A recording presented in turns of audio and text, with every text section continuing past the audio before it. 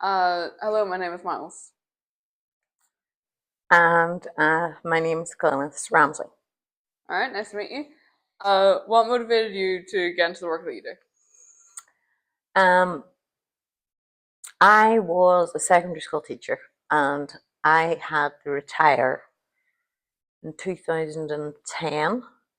My body shut down like a profound paralysis, and it was 2016 before I started to get my medical pension. It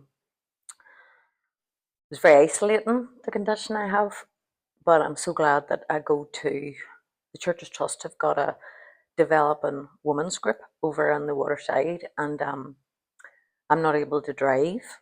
I've had to give that up, and they provide transport. So to actually get out to that is like my highlight of the week, if you know what I mean. Yeah. To be amongst other people, and to be we're working towards an OCN in, let me think, adverse childhood experiences Oh and yeah. trauma related. Yeah, so it's nice that we're working towards that too. But we're going to Dunfanaghy on Thursday for a day away, so there's really lovely things that happen. But I love it, and it's kind of opening doors. Maybe whenever the group finishes, that they need volunteers for different things. So the my condition will be quite sporadic, so I have good times and bad spells. So volunteering is a great way to still feel purposeful. I still go up to school. I still interview uh, teachers coming through, and I love that because I love um, I just love seeing the enthusiasm and the spark uh, and they're amazing, the skills and stuff that they have. And I love seeing all the young people and feeling that buzz, and I really miss the connection with relationships, you know, with students and stuff. So it's good to still go and feel that. Perfectly okay if you don't want to clarify, but what disabilities do you have or disability? The condition I have is called functional neurological movement disorder. It's more commonly known as FND.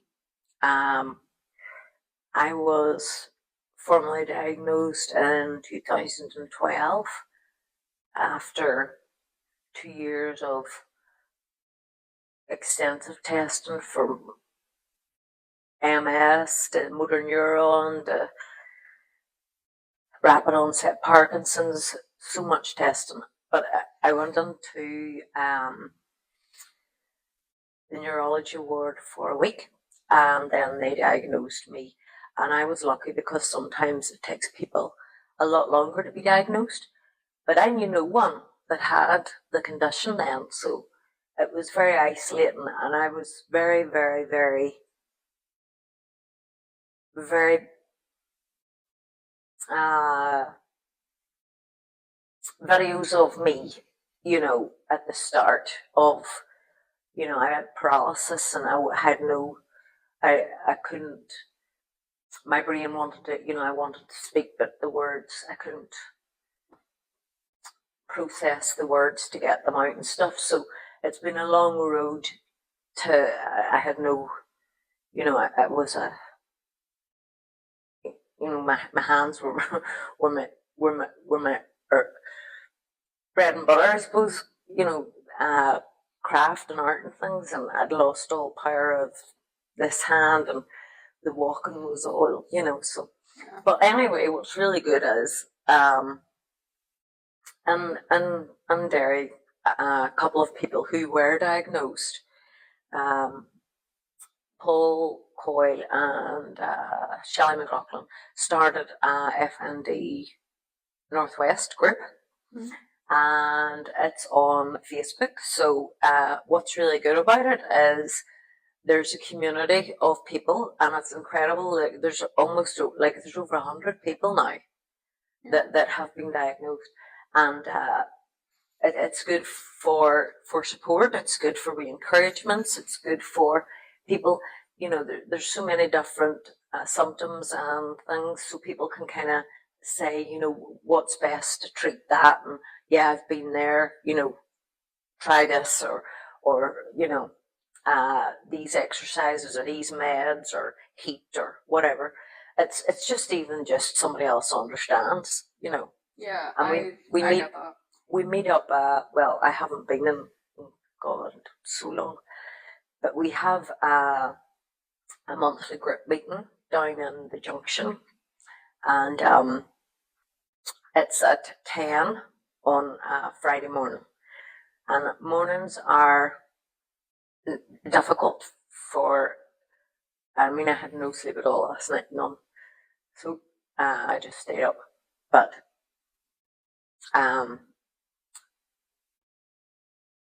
it's hard to get going sometimes. Yeah. So I have to kind of prepare. I know I have got, the Developing Women's group on Thursday, so I know that I need to have everything organised for that to be able to go. Yeah. What would be some common misconceptions about your disability? Like, say, for example, a lot of time with chronic conditions, a lot of the time it's stereotypes of being lazy or being particularly irritable, say during a pain flare up or something like that. I suppose the most common misconception would have been it's all in your head. Oh my God, I hate that. Yeah, doctors would have said, that it's psychosomatic and whatnot,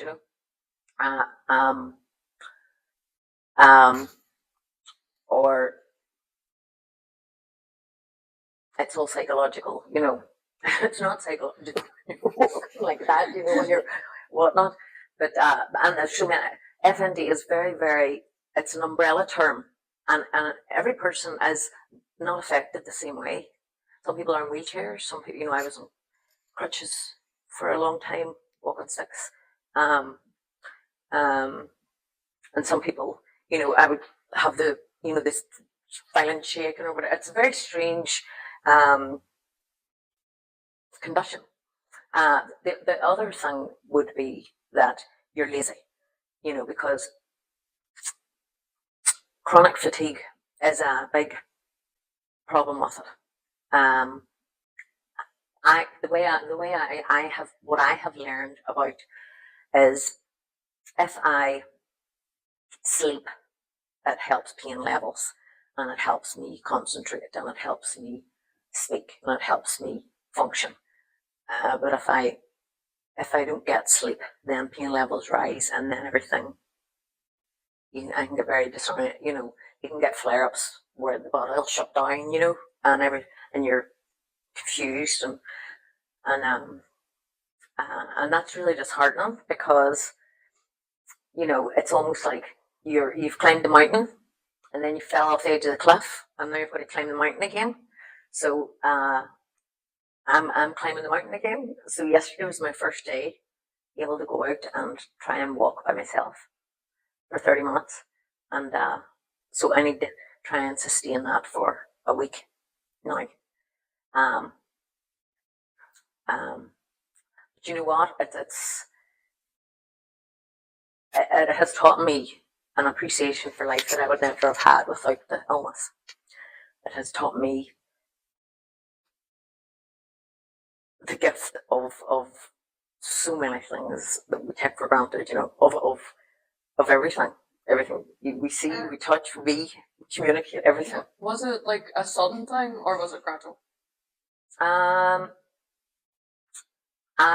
had my twin sons 9 weeks early, and I had a very stressful job. I was head of department of technology and design in secondary school, and whenever I had a traumatic, it was my boys were 9 weeks early. It was 4 days slow labour, 30 hours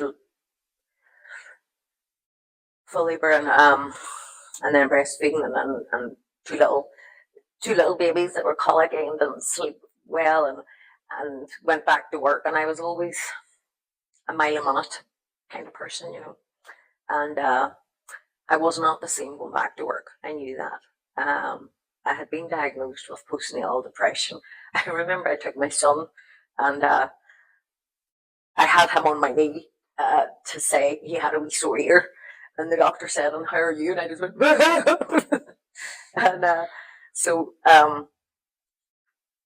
it's just, I think, you get exhausted and emotional, but and you going back to work, I wasn't the same. I was very, very anxious, and I was, after my son's birth, I had spells of not remembering, like Dissociation? Yeah. Right. And so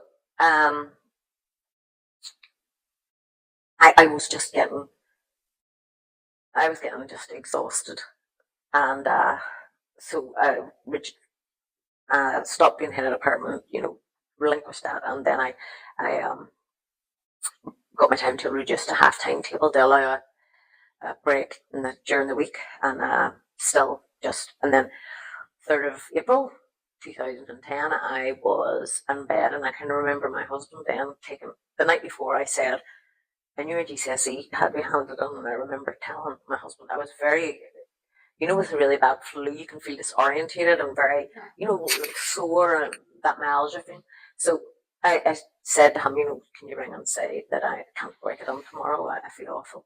And I went to bed, and I woke up the next day, and I actually could not move in the bed. The only thing I could move was my eyeballs. And I just lay and prayed and thought, right, okay, I just need to rest.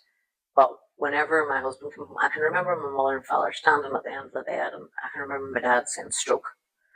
And so initially when I went to hospital, that's what they said it was. And then I was allowed home,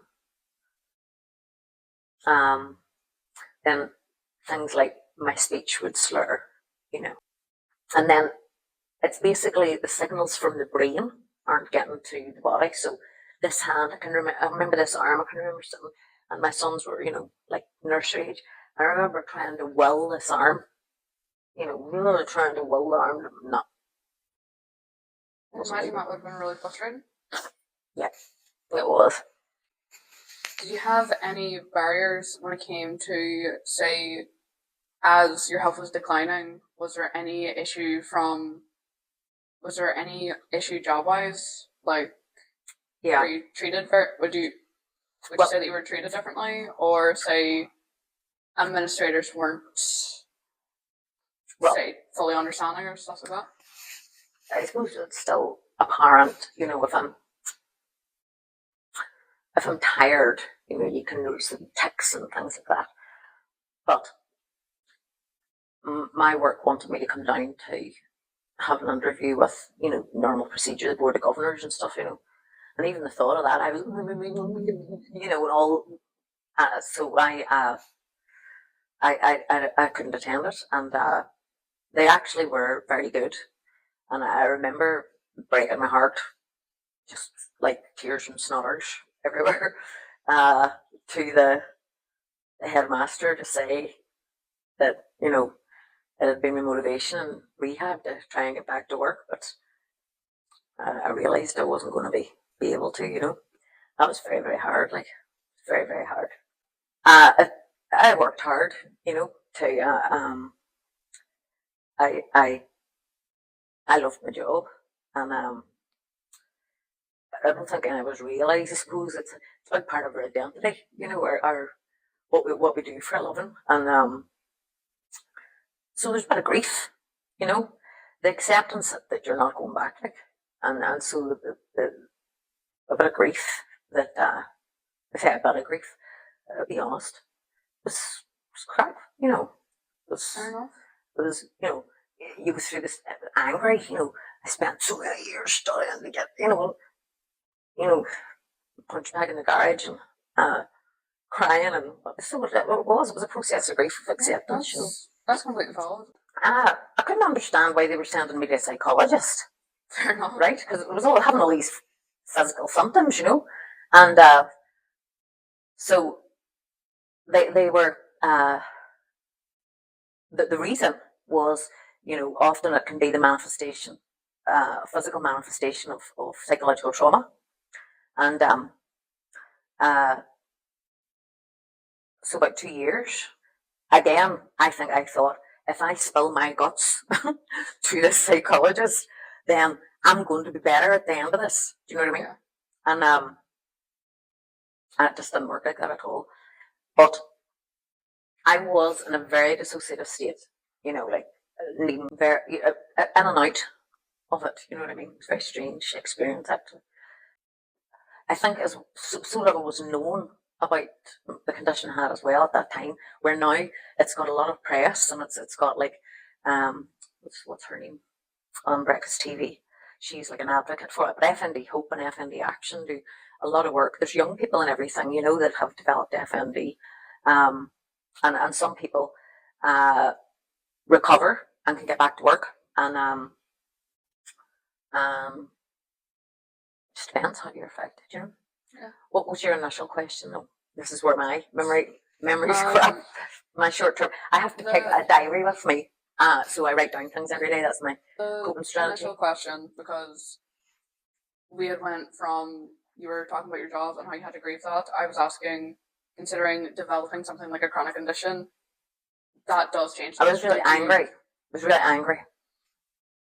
I was like so angry that this was the period of my life that I needed to be functioning. When I can remember finding out, that I was expecting my sons, and I think if somebody had said, you've won the lotto, I would not have cared compared to hearing that I was expecting a baby. Never mind finding out that I was expecting two beautiful wee things, gorgeous wee human beings, and everything went so well. And it was a wonderful, wonderful time. And then to be struck down like this, and I still, I feel tremendous guilt. The periods of relapse where I'm sitting in a chair going, make me a cup of tea, and just, angry that my boys don't remember Mummy, whenever Mummy was, whenever they were younger and stuff, perfectly fine, able to play and do all those things and everything. And then I would have periods then where, everything would shut down. And I would do all that self-loathing. Yeah. Do you know what I mean? In those periods, and what I have learned, we go into the Developing Women's Group, is how I was feeling the pain and feeling the depressive feelings by thinking, I'm a really quick woman, I'm a burden to my husband, but if she might be sitting here, I can't even get in the shower. So going to actually the Developing Women's Group has taught me self-acceptance and self-love, to talk to myself with a more kinder dialogue, where they would say, I've learned, would I say that to you? Miles, if you were sitting in the chair and you were having difficulty, talking and asking me for a cup of tea, would I be saying, and you're crap, Miles, and of course I wouldn't. I'd be saying, no bother, you're grand. Sit, just rest, take it easy. I'll make the cup of tea. You're grand. You know what I mean? Yeah. But to ourselves, we're the best persecutors, and I didn't really what's the word, assimilate that and acknowledge how huge that was until I went into the group and they started, opening up this whole dialogue. Yeah, like self-empathy and self-care. I had twins. I had 2 pair of jeans and 2 hoodies, a twin bra, and I was, you just went out vomiting away went, and two wee boys, and I just was in self-care. Just grab whatever they've left in their plate, and I think that water is a very good analogy for emotion, and I did have a crisis in 2017. I was a burden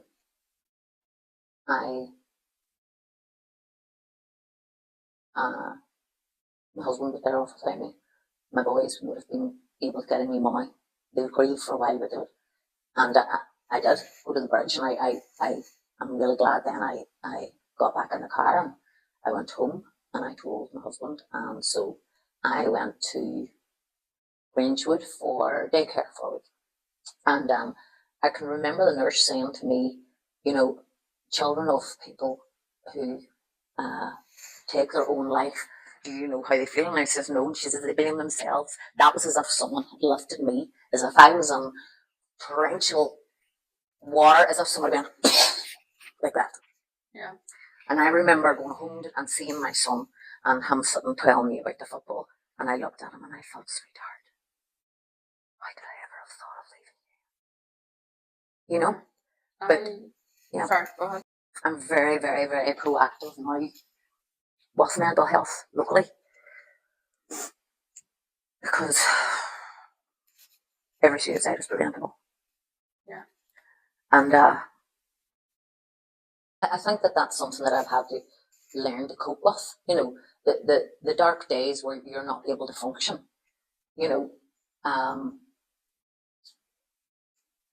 Days where maybe I can't get showered. Keep the jammies on and bird bath at the sink and put perfume on. And I have had bad spells. And I know now the value of eating is really important, like for your mood and everything. So I've even in the past few months had to really take a look at, have food prepared so that it's frozen and it's in like, a tray so that it can be brought out and that I can heat it in the microwave, because maybe I'm not able to cook. And things like, those complete meal protein drinks and stuff. I always have those, and really up in the fruit and veg and protein yogurt and stuff. And I hadn't really addressed that until this year, how important, nutrition is for everyone. Like, but when you've got an illness, you've still got to. I have seen a benefit of it. Yeah. My friend came over from Seattle, and she's like, she self-care. She's like the self-care guru. You know what I mean? And she's like, oh, you should be drinking this much hydration, and this much protein. She was like with all her, protein shakes. She'd like all these vitamins and all these vitamins, and right, take that. And she had like done the tablet box, all organized and everything, because I would have difficulty with I'll make a cup of coffee, and then I discover that I've actually already made the cup of coffee. I am learning to use on my phone Bixby, the wee personal assistant. So, times I can be, that kind of dissociative sort of. Yeah. And so I can say Bixby, forget that the food's in the oven. So I've got the timer on, but then I'll forget that I've even, so Bixby remind me to do. I use my phone alarms for like eating and, leaving the bin out. All of everything. And I have a daily diary that I have to write everything down on, because particularly things like dates, birthdays, things like that, appointments. I mean, even for coming here, it was really good that the girls reminded me today or yesterday. I'm going to be honest, I'd heard the acronym. I didn't know anything about your disability for meeting you. But have you ever seen like representation in media, and does that how do you feel with that? I actually haven't. Really? No, I've never saw. I saw.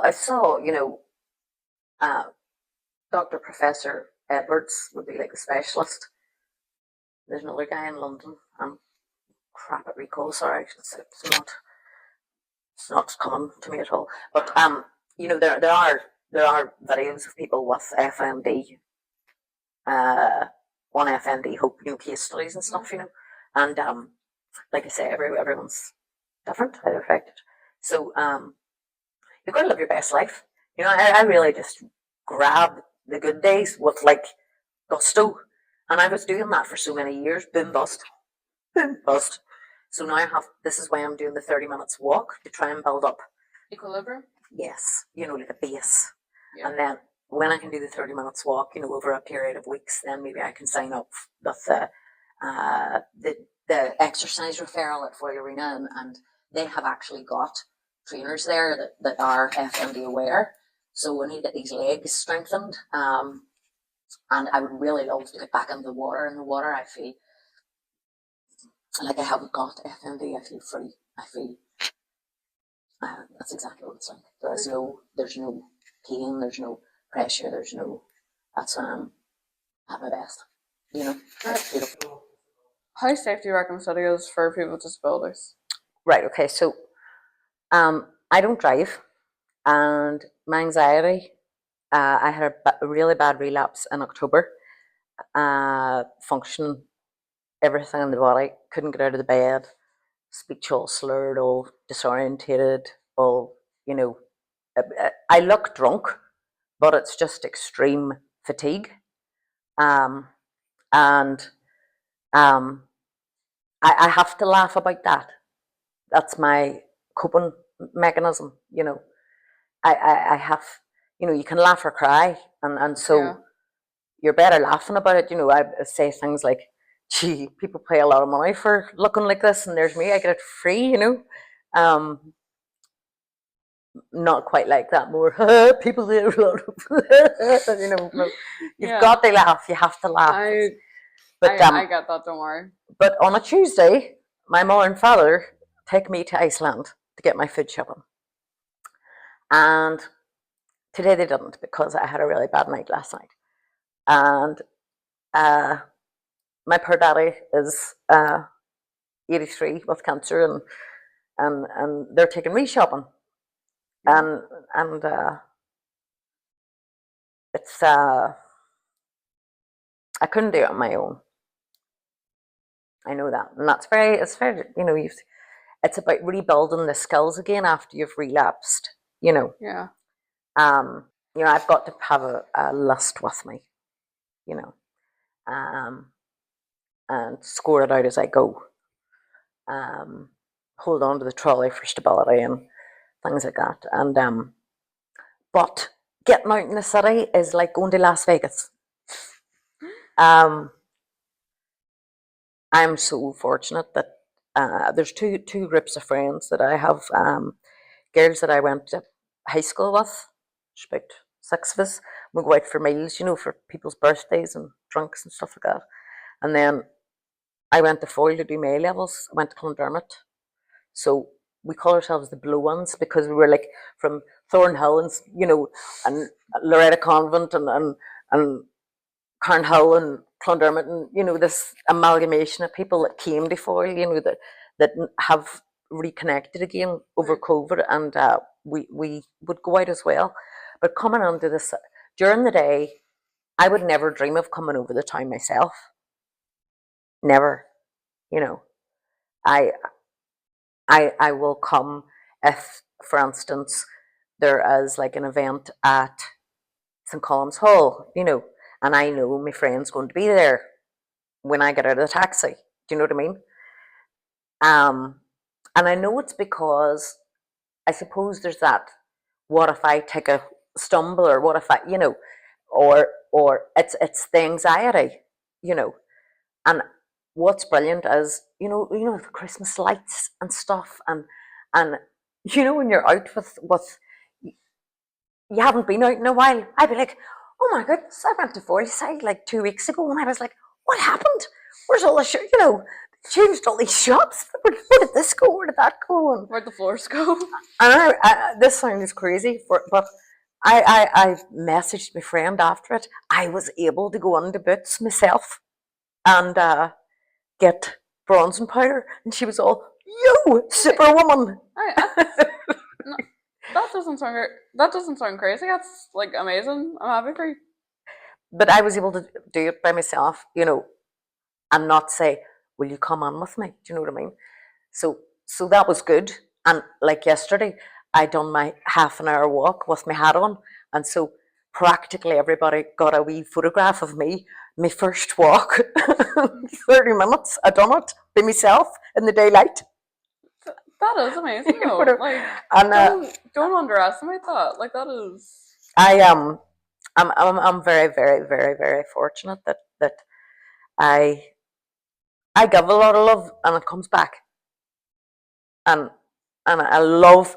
I always, you know, at school and stuff, I was absolutely loved that. You know, I just loved encouraging the students. I loved seeing them flower and blossom and just, you know, you can and whatnot. You Yeah. know, No, uh, that's one thing. Like, mm. I know. And I'm so shit at doing it for myself. Okay, so obviously disabilities, like, they're still stigmatized and all the rest of it. Sorry, that sounded really dismissive, my bad. What's one thing that you would like to see change in the city for, say, your disability specifically or disabilities in general? Um, I was very lucky to be signposted to the church's trust. Um, because my big barrier is getting to somewhere and someone being there. And my friends are all still working full time and stuff. So it's really good, you know, that there's things like the St. Columba's journey or whatever. And so one of the girls from the Developing Women's groups there, and to be able to go along to it in a taxi, you know, that anxiety wise, that takes out the fact that I know I don't have the fear that I have to drive. It takes out the fear that I have tremendous difficulty and I need help with money management and bills because of cognition difficulties. I mean, the expense of it, that's. I thought one night, I'm going to be really brave and I'm going to take myself to the cinema. And then I thought, thinking the price of that. You know, the taxi, the cinema, and then, you know, so I didn't do that. But young people in the city, I think young people now are absolutely amazing how empathetic and how aware and how kind generally that they are to you know, I saw it in school, I see it in the street, you know, to anyone that looks like they need help, to older people. um I I haven't actually saw, you know, when I'm out the town, you know, anyone in difficulty. There's people in there are very, very good. Like, they are very, very good. Um, I would say, you know, just for young people just to keep their eyes and ears open when they're out, because when they're in a crowd, they might be a wee bit intimidating, maybe to an older person coming up or whatever, and just be mindful of that. You know, does someone look like they might need a wee hand across the street or whatever? Just normal things that you'll do already. You know, I think that you know, in groups like these, this is the forum where you can make positive change for, say, for instance, wheelchair users. You know, taking a dander around and seeing what is, you know, wheelchair accessible with someone in a wheelchair. You know, what difficulties do they encounter? Mm-hmm. You know, I would love to be able to go to the supermarket, and I know that they have got people that can help you to shop, but it's the stigma of actually Going over napkin. asking, can someone walk around to me? You know what I mean? Aye. So instead, it's, you know, ask a family member. And someone that didn't understand me saying, why, what the hell? You know, why, what, what's the big deal? You know, you're going around to shop, like, but it's very difficult when you're. Uh, I can have processing difficulties. You know, I I will see something, you know, the whole shelf, and I will be looking so for, you know, the coffee, and I will be there, and it'll maybe be right there in front of me, and I will actually not see it.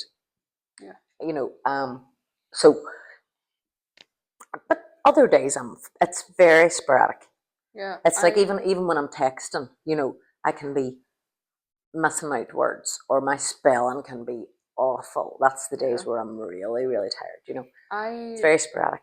I don't know how like helpful this would be because I know obviously the significance of going out. That's a great thing. But if you're ever having like say a flare up that's lasting like a while, Tesco they do deliver. Like if you get the app, you can. I use that, you know, I used to use that. But that's actually a wee social trip out for me, going out with my mum and dad on a Tuesday, normally for the groceries.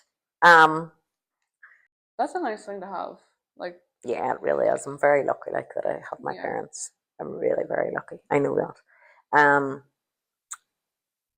Yeah, but I'm going to have to, you know, work up to you know, getting the taxi there myself yeah. and You doing can do it. that. I believe in you. Anyway, Uh, I'm aware we're running out of time and probably killing Connor's storage. So, is there just one last thing you would want to say to anyone listening or anyone watching? I think that, you know, for me, isolation with disability is what is the most difficult thing to cope with. And I think that um, people, you know, there is so much value, right? And someone coming to the house and saying, "Can I take you out? You know, a wee run in the car." Just to, you know, if you've had really bad pain a few days and you've been isolated, and you know, see to get out to see nature, and you know, someone to say, "Oh, I'm gonna go wee run to the beach," or even someone just to say, "Do you want to go wee dander, and I'll help you walk." You know, if no one knows the value of. I have this, you know, wonderful friend that, you know, she does reflexology, and she's called down a couple of times, and then one day we went to the beach with her dogs, and I was like, oh my god, this is incredible. You know, she had the like dry ropes, and I could feel the wind in my face, you know, and she brought gaps and coffee, and it was like, oh my god, this is class, you know. Because I can't drive, so I can't get there. No, so it's beautiful. Just feeling the wind, beautiful. Honestly, yeah, So visiting people is, you know, if you're a young person and you know someone's got a chronic illness, visiting them and saying, do you want to even sit out the back? Do you want to sit out the front? Do you want to go wee dander? You know, if they're able to get a taxi, do you want to go and get a cup of coffee? You know, isolation is very, very, very, very difficult for so many people, and a lot of people are isolated with disability. So I'm very lucky. All right. Thank you so much for coming. I'm delighted you invited me. I think that's a brilliant sentiment to end on. Just helping ours. Thank you so much for your time. Thank you very much. Appreciate it.